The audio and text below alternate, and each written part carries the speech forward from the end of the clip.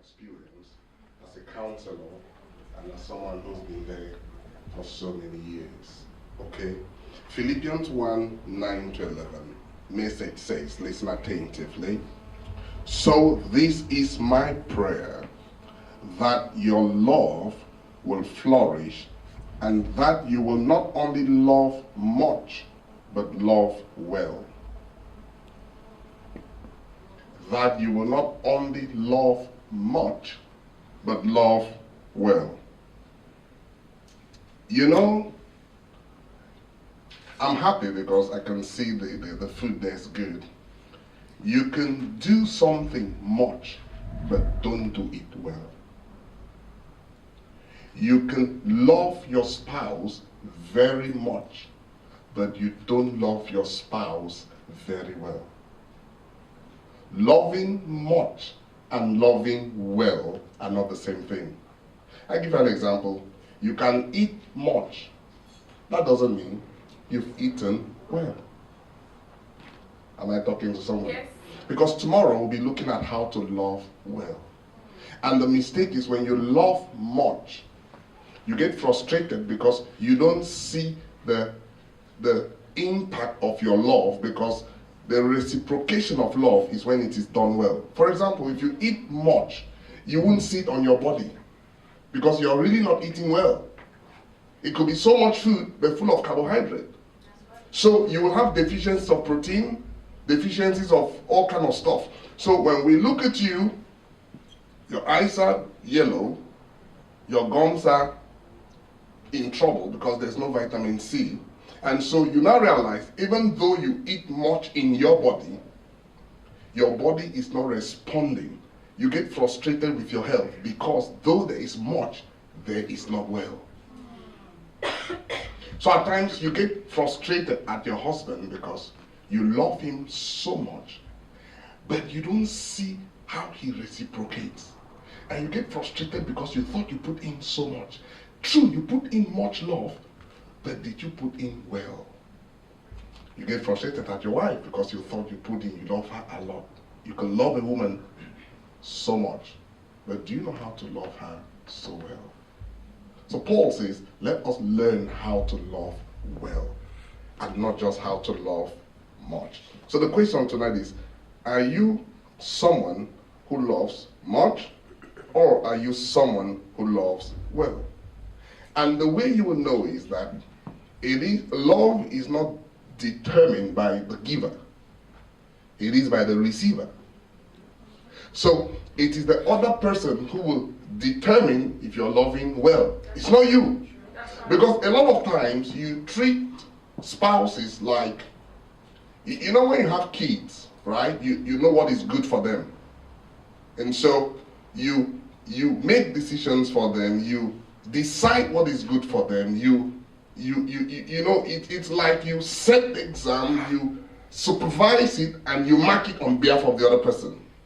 And so if the person doesn't respond to what you think is right, you get angry because you think the person doesn't understand. But the thing is, and this is a question I ask, if love was an animal, what animal would you be?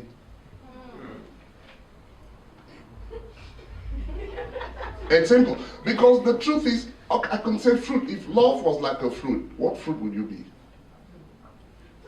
I want to say apple. Yeah, all right, let's go back to the animal thing. If love was an animal, what animal would your spouse be? Now, if you understand that, then you would realize that to love your pet, it doesn't matter what you think. What matters is what the pet thinks. So if love was like an animal and your spouse was a monkey, of course, I'm just trying to explain the point. It can be a dog, a cat, a goat, a cow, whatever. If your spouse was a monkey, my question is, if you want the monkey to be really happy, do you give it chicken? No. What if chicken is your favorite food? You love it. When you eat it, it makes you happy.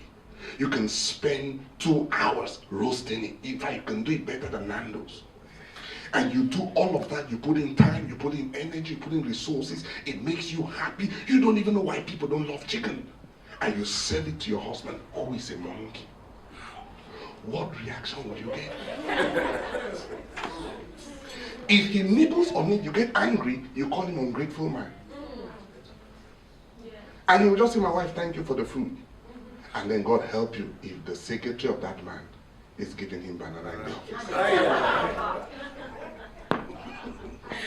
Because if I understand my husband is a monkey, of course, you understand what I mean, monkey? I could use any and it's figurative. It's not like, I will not spend time shopping for chicken, spending time putting spice. Just take a pound, go to Tesco's. 1 pound of banana will do the deal. So the question is, if your wife was an animal, what animal would she be?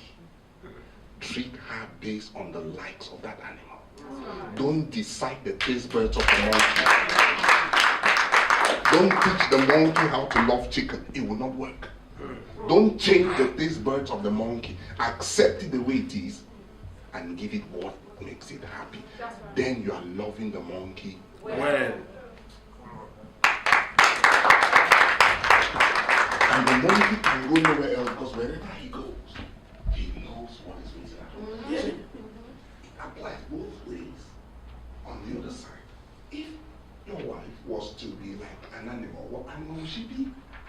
Can someone help me then? Let me make an example of that. Treat it the same way. When you want to fish, what do you put? You use a bait. What do you use as a bait? Worms or okay? Do you eat worms? Do you? What do you want? Fish. What does fish like? Worms. What do you do to get fish? You put the worm in the Do you eat worms? No. Why don't you apply that? You want the heart of your wife. So what she needs can be what you don't like doing. But you want that.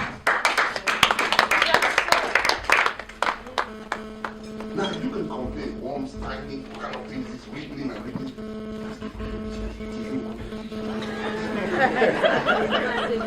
What kind of man is this? All you're doing is football. Woman, learn football.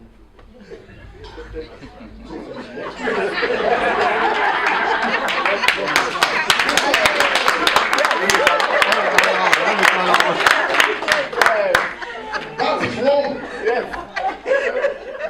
Otherwise, you will make that home so boring because again it gets to the concept of what I call environmental factors. You can have good seed, good soil, wrong environment. Take apples, plant in Africa will not grow. Good apple, good soil, but the climate is not for apples.